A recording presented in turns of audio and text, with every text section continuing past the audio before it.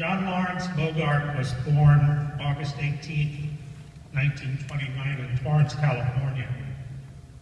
Early photos from the time he was about 7 and then as a 14-year-old boy show a characteristically skinny, lanky boy with a generous shock of blonde hair and a somewhat serious, almost wistful look. John was active in his local parish and determined early on that he was called to be a priest.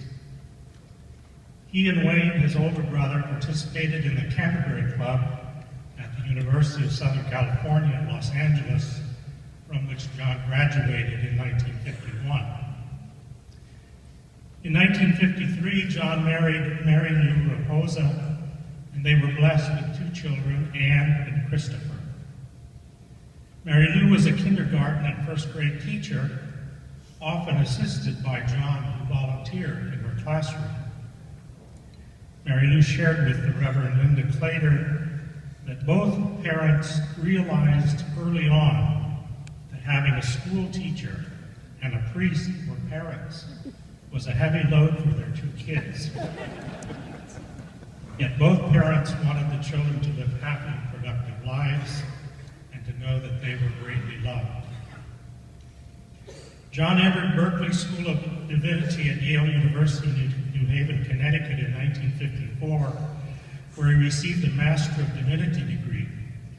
Bishop Francis Floyd ordained John a deacon in 1954, and the following year, 1955, Bishop Donald J. Campbell ordained John a priest. John's long, devoted, and distinguished 60-year ministry began at All Saints Episcopal Church, San Diego, where he served as a curate from 1954 to 55. He was the vicar of St. Andrew's Encinitas for 3 years.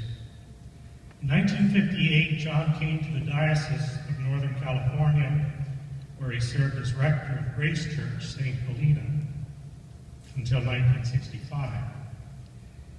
In 1965, he became rector of Holy Trinity, Ukiah for 7 years, continuing the work of completing a new church building.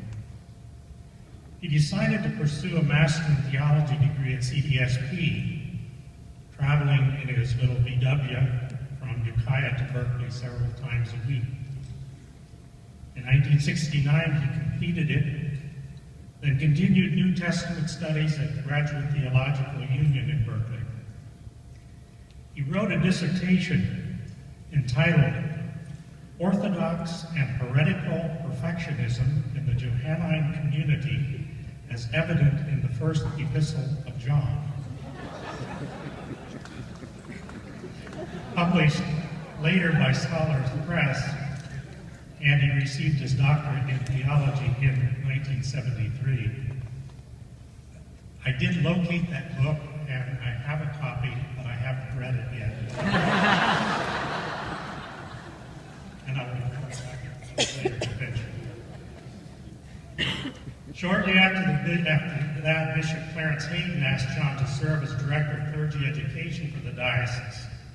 From 1974 to 1980, John was appointed as seminary professor at CDSP Berkeley, specializing in the Gospel of John and the Book of Revelation, and he also served as coordinator of continuing education.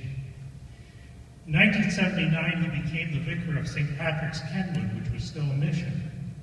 He served there for 11 years, overseeing the completion of a lovely new church and bringing it to parish status in 1986. In the early 1980s, when it was rather new that women were eligible for priesthood, John Bogart and the people of St. Patrick's sponsored a woman named Anne Palissy for priestly ordination.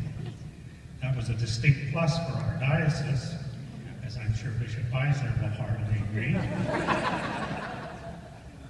In 1983, when the Venture and Mission program initiated by Bishop John Thompson got underway, John was chosen as a clergy co-chair along with Charles Poole. The VIM project, technically continuing through 1992, was well organized and quite successful. In gratitude, Bishop Thompson made both John and Charles honorary canons at the 1984 clergy conference. After retiring in 1990, John joined the staff of St. Paul's Benicia, taking an active part in the services and the life of the parish up until he died. He particularly enjoyed providing adult programs in history and theology. He was active in the Brotherhood of St. Andrew and supervised and led morning prayer, following it usually with a coffee clutch, which included many friendly theological discussions. John Bogart served as this diocese's historiographer for 29 years, succeeding the Reverend Zeeland Hilsdenhutton in 1986. Throughout this time, John was of immense help to folks, both inside and outside the diocese, who raised historical questions on dates, people, parishes, etc. Between January 1992 to August 1993, just as the missionary was transitioning to a new editor, John wrote a column called Out of the Past, featuring stories of notable diocesan figures and events from almost a century before, especially Bishop William Paul Mormon, second bishop of the missionary district of Sacramento. In his article from April 1992, John wrote this: "What people say about us after we die is usually a pretty good indication of what kind of person we were. Short obituaries, which give only a bare biographical outline and mention nothing about the character of the deceased, are probably following the old proverb, nothing but good about the dead. On the other hand, obituaries which ring with fulsome praise are most likely sincere and true. At least so it seems when we look at the obituaries written by Bishop Mormon. Do they have a lesson for us today? I think they do. You and I have been writing our obituaries all our lives. Perhaps we still have time to live in such a way that they will be longer than they might otherwise be now." In the fall of 1981, along with the late Howard Clark, I was privileged to have John, then chairman of the academic committee, as a mentor for the general ordination exams. John was most gracious and encouraging, sharing some of his own resources and generously offering his help. And in one of those beautiful flukes of divine providence, after supplying one Sunday at St. Paul's Benicia a month before he died, I was able to visit with John and to pray with him. One of John's former students at CDSB, the Reverend Canon Christopher Seal, recalls, "John's presence in my life was a comforting reminder of the long-term perspective which the Church and we clergy ought always to maintain. For my graduation ordination, John kindly gave me a copy of a manual for priests. Looking back, it seems that John knew that small book would be an invaluable help for decades to come. Though the book and I continue to grow older, John's thoughtfulness in giving it to me, and the memories of John's tall, slightly stooped, scholarly, yet deeply pastoral presence, so thoroughly Anglican in the best sense of the word, remains fresh in my heart."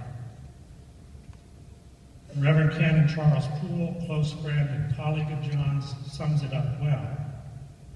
"John was a true gentleman and exuded humility, personal warmth, and grace." The Reverend Linda Clater, with whom, among others, John shared extensive ministry at St. Paul's Benicia, said this in her beautiful eulogy at his memorial service in April.